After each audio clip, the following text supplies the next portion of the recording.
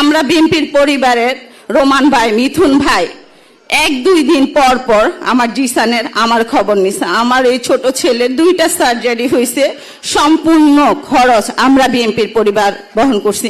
আমি এর আগে অনেক বক্তৃতায় বলছি আমার ছেলে বা আমি কোনো রাজনীতি করি না। আমার ছেলে যদি রাজনীতি করতো তাহলে ক্যান্টনমেন্টের কলেজে সে কখনোই পড়াশোনা করার সুযোগ পাইতো না। আমি সেকেন্ড কথা বলি, আমার ছেলে মারা যাওয়ার 7 মাস 13 দিনের মাথায় আমার হাজবেন্ড ব্রেন স্ট্রোক করে মারা যায়। আমার এখন এই ছোট ছেলেটা ছাড়া আর কেউ নাই। আমরা বিএনপির পরিবারের তারেক রহমান নিজে আমাকে খোঁজে, ওর সার্জারির আগে লন্ডন থাকা অবস্থায় আমার সাথে কথা বলে। ইভেন উনি বলে আপনার ভাইরা যেমন আপনার পাশে আছে, আমি ইনশাল্লাহ আপনার পাশে থাকি, যেখানেই থাকি। এটা তো কোনো রাজনৈতিক দলের পক্ষ থেকে আমি পাই নাই, আমি মানুষ হিসেবে ওনার কাছে সাহায্য পেয়েছি। আমার মতো সাধারণ মানুষ ওনাকে কোনোভাবেই টেস্ট করতে পারতো না। উনি যদি আমাকে টেস্ট না করতো, আমার পাশে না দাঁড়াইতো, আমার দিন শেষে বলতে হবে আমরা বিএনপির পরিবার কোনো রাজনীতির সাথে আমার দিক থেকে আমি মনে করি তারা পক্ষপাতিত্ব করে নাই।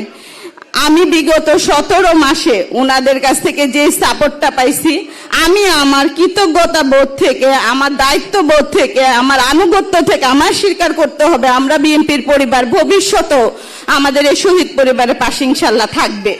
কিন্তু যারা আমাদের রক্তের বিনিময়ে এখন এই সংসদ চালাচ্ছে ইন্টারিম সরকার, তারা কি আমার পাশে ছিল?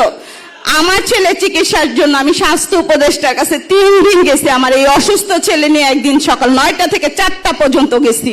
উনি আমাকে বলছে জিসান ট্রিটমেন্ট পায় না। আমার জিসান যদি ট্রিটমেন্ট না পায় তাহলে উনি কিভাবে সিঙ্গাপুর যায় ট্রিটমেন্ট করে? এই উত্তরটা আপনাদের কাছেই রেখে গেলাম, আপনাদের কাছে আমি রেখে গেলাম। আমার জিসান যদি না পায়, আমার তো এই দুনিয়াতে আর কেউ নেই। আমার বড় ছেলে আমাকে আদর করে ডাকতো আম্মু মা।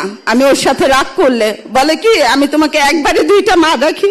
আজকে 17 মাস হয়ে গেছে আমাকে তো কেউ আর আম্মু মা ডাকে না। আমার বড় ছেলে মারা যাওয়ার 1 সপ্তাহ আমি বলছিলাম, জিসান অসুস্থ ছিল, যে জিসান তুমি আমাকে ছাইরা যাও না। আমার বড় ছেলে আমার পাশে শুয়ে বলছিলাম জিসান ছেড়ে গেল আমি যাব না। আমার বড় ছেলে তো আমাকে ছাড়া গেছে, আমি কি নিয়ে বাঁচবো? আমার জিসান এখন বললাম মা আমার কিছু হলে তোমাকে আমি কার কাছে রেখা যাবো? আমাদের তো কেউ নাই, আমি ছাড়া তোমার কেউ নাই, তুমি ছাড়া আমার কেউ নাই। আমি এতটুকুই বলতে চাই, আমরা বিএনপির পরিবার যদি আমার পাশে না থাকতো আমি কোনোভাবে আমার ছেলের ট্রিটমেন্টটা করতে পারতাম না। কই 17 মাসে তো কেউ আমার পাশে দাঁড়ায় নাই তারা ছাড়া। আমি এতটুকু বিশ্বাস করি বিএনপি ইনশাল্লাহ ক্ষমতা গেলে ইনশাল্লাহ আমাদের পাশে দাঁড়াবে, আমাদের সন্তানদের বিচার ওনাদের প্রায়োরিটি প্রথম পর্যায়ে থাকবে। এতটুকু তো আশা ওনাদের কাছে করতে পারি, কারণ ওনারা এই পর্যন্ত যা কাজ করছে এতটুকু ইনশাল্লাহ তারা করবে। আমি শেষ পর্যন্ত তারেক রহমান স্যারকে কৃতজ্ঞতা জানাই, ওনার ফ্যামিলির জন্য দোয়া করি, ওনার মার জন্য দোয়া করি, ইনশাল্লাহ উনি আমাদের পাশে থাকবে এতটুকু বিশ্বাস করি। আসসালামু আলাইকুম।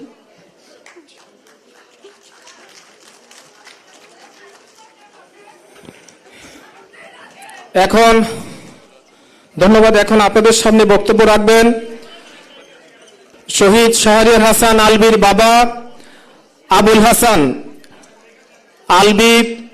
4 আগস্ট মিরপুর 10-এ আইন শৃঙ্খলা বাহিনীর গুলিতে নিহত হয়। আবুল হাসান এখন আপনাদের সামনে বক্তব্য রাখবেন।